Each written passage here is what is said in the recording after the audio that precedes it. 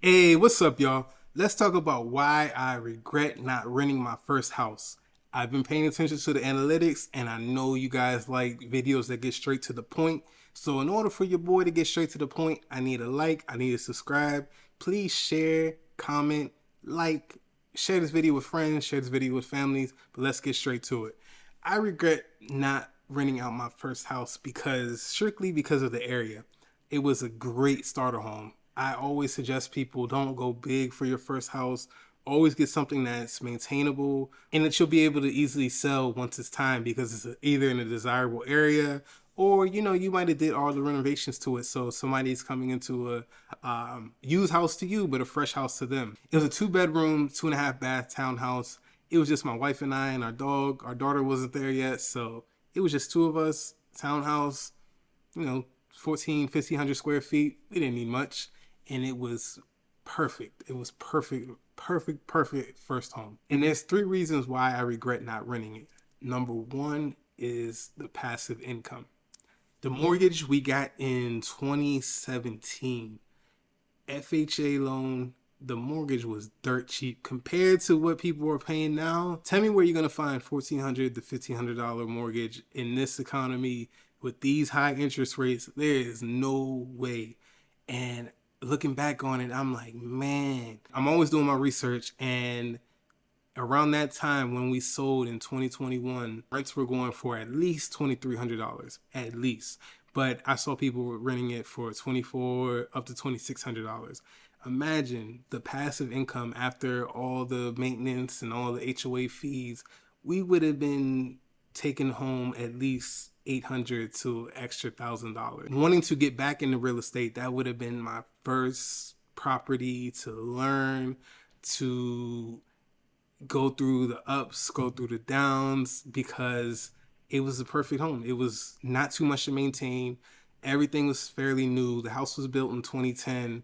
It was only 10 to 11 years old at that point. So things weren't breaking down. Things were in really good shape. So I would have learned and had a lot of trials and tribulations.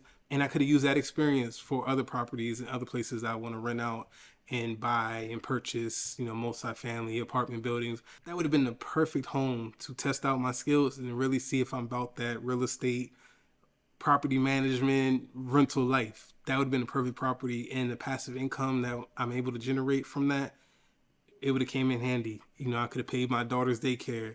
I could pay for my son's 529 plan. I could pay for a car note or, whatever I want to use the money for.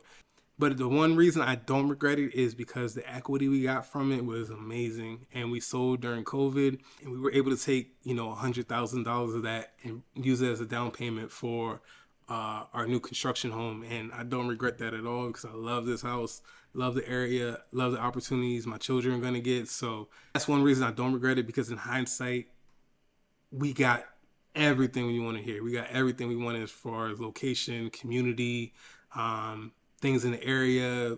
The house is amazing, so I don't regret it because of that. But, whew, man, having an extra $1,000 and barely have to do any work, who's gonna complain about that? The number two reason why I regret not renting the property is because that area was growing and it was in a very desirable area.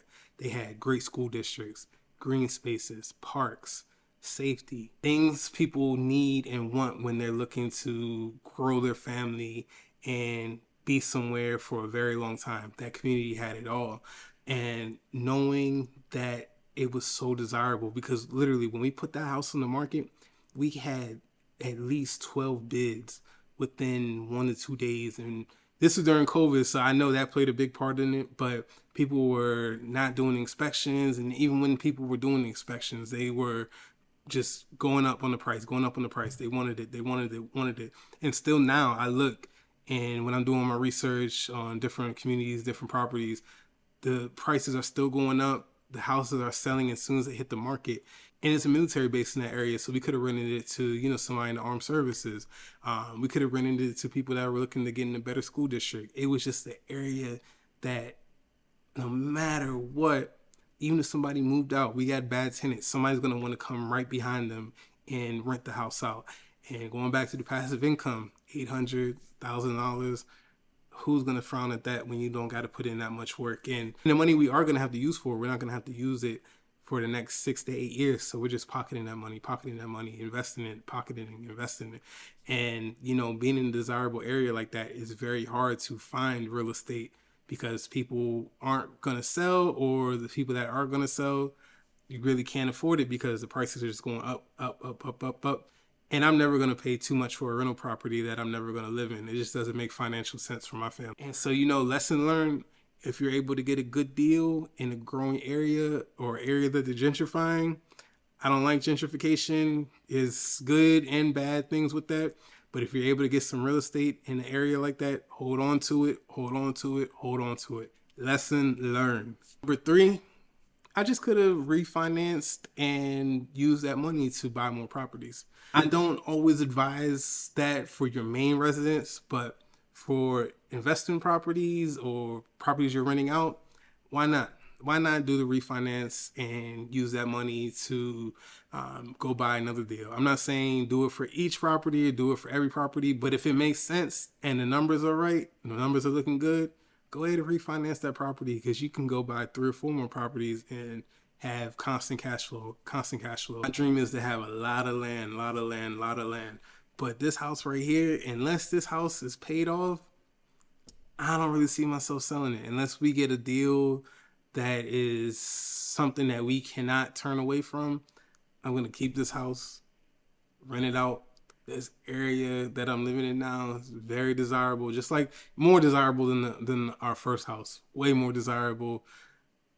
And the amount of money that we would be able to get to rent, because we got this house on a 2.7 interest rate. Do the math on what you think the mortgage is, but trust me, I'm not selling this house unless somebody gives me cash plus something else and a pony, something. Ever decide to move, we become billionaires. This house is always going to be in our portfolio. We're always going to make money off of it. Next year, definitely getting back into the real estate. Definitely going to be shopping for deals. Definitely going to be looking at multifamilies. Because the ultimate goal, we're owning apartment buildings. We're owning communities out here. That's the ultimate goal. So help me get there by liking, subscribing, sharing the channel. Appreciate you checking it out. But trust me, if you live in a desirable area and